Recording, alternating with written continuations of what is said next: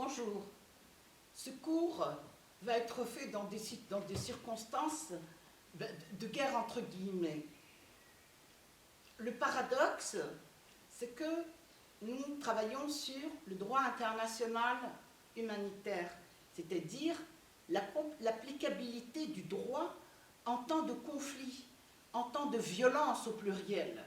Et donc aujourd'hui, notre pays, le monde, sommes en situation de guerre entre guillemets, c'est-à-dire c'est un ennemi, un virus que l'on combat. Autrement dit, l'objectif des pouvoirs publics, l'objectif de l'État et des responsables est de protéger les personnes humaines, de protéger la population, le peuple marocain, le peuple de l'humanité, quelles qu'en soient les origines, quels qu'en soient les milieux. Et donc, vous voyez que le droit international humanitaire est utile. Donc, dans cette séance, je vais continuer le cours que je vous ai fait là où nous nous sommes arrêtés la semaine dernière. Donc, nous avons souligné que le droit international contribue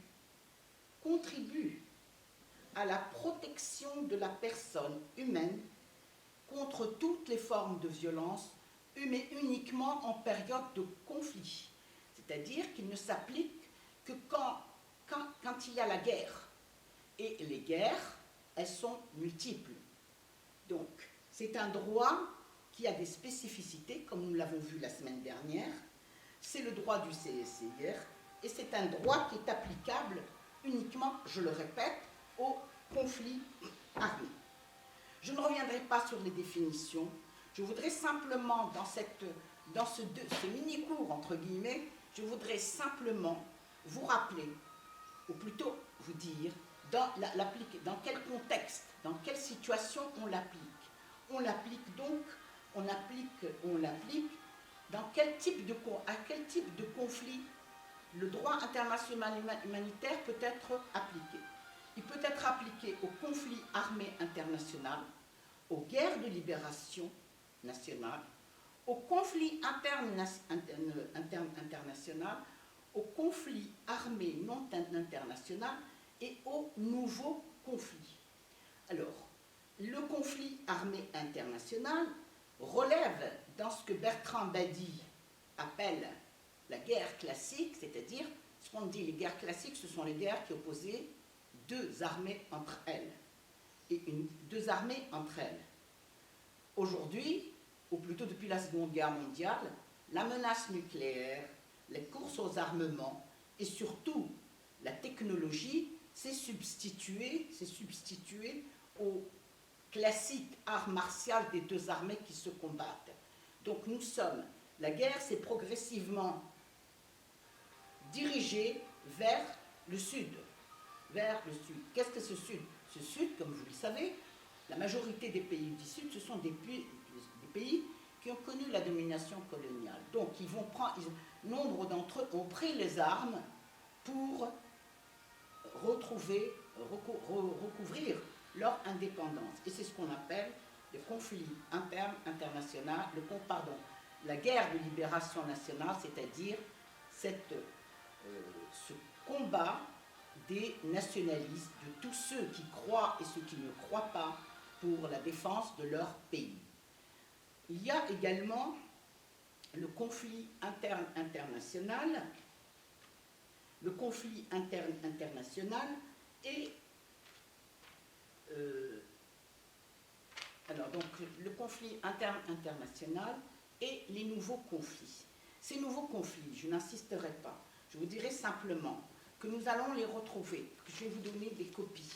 Je vais vous faire des photocopies. Les nouveaux conflits, je m'appuierai sur, comme je vous l'ai dit, je vous avais promis que je vous ramènerai le livre de Bertrand Badi, Les nouvelles guerres, comprendre les conflits du XXIe siècle. Donc là, je ne vais pas trop m'étaler sur ces nouvelles guerres. Je vous dirai simplement qu'à part pardonnez-moi, excusez mon hésitation, et mon incapacité provisoire à reprendre le fil de mes idées. Donc, Je vous ai dit les différents cas où la protection des personnes s'applique, où le droit international humanitaire s'applique. Pour les nouveaux conflits, je m'appuierai sur, comme je vous l'ai dit, sur les travaux de Bertrand Badi, l'ouvrage collectif de Bertrand Badi et de Dominique Vidal, lesquels nous expliquent que les nouveaux conflits, ce sont les guerres asymétriques, c'est-à-dire ce sont des conflits qui mettent en opposition, qui mettent au combat des armées, les armées d'un État, avec des groupes internes ou bien ce qu'on appelle des mouvements terroristes et autres.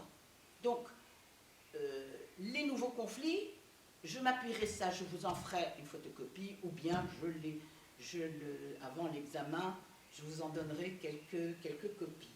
Autrement dit, aujourd'hui, dans cette situation-là, je vous demande de relire les conventions de Genève du 12 août 1949. Et pour vous faciliter la compréhension, parce que je comprends que les textes sont souvent rébarbatifs, mais il faut connaître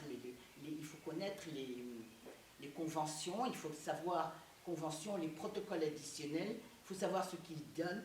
Elles ont un point commun, l'article 3 de toutes les conventions, qui impose la protection de toutes les personnes humaines, quel que soit le type de conflit. Je vous expliquerai comment les difficultés que rencontrent les défenseurs de la personne humaine pour créer des couloirs de secours, pour protéger les femmes, les réfugiés, etc., etc., les difficultés seront expliquées en temps utile. Je vais remettre à l'administration un document qui est tout simplement un condensé pour vous faciliter la compréhension des conventions de Genève. C'est un document qui reprend les principaux traités du DIH et les instruments connexes. C'est plus facile, c'est une synthèse de quelques pages, ne paniquez pas, c'est une synthèse de quelques pages qui vous sera très utile pour comprendre, parce que je vous rappelle que le droit est précis, ce n'est pas du tout une dissertation philosophique et autres, ce n'est pas du verbiage, le texte, la convention, le texte, le protocole, il faut le connaître. Par ailleurs, j'ai ramené, je vais essayer, je ne sais pas si ce sera possible, mais j'ai retrouvé un ouvrage d'une revue que publiait le CICR Maghreb, qui s'appelle L'Humanitaire. Et il reprend une réflexion qui me paraît très utile dans ce dossier, la responsabilité en droit humanitaire. Et je crois que le mot de responsabilité est essentiel, quel que soit l'enseignement, quelle que soit la discipline. Et donc ma responsabilité là est de vous donner l'essentiel, de vous dire que le droit international humanitaire s'inscrit globalement, s'inscrit dans le droit international de la protection de la personne. C'est un élément du droit international et il vise à sauver des vies, à soigner des blessés, à empêcher toutes les formes de violence que peuvent susciter la nature des conflits. Sur ce, je vous souhaite bon courage et à très bientôt.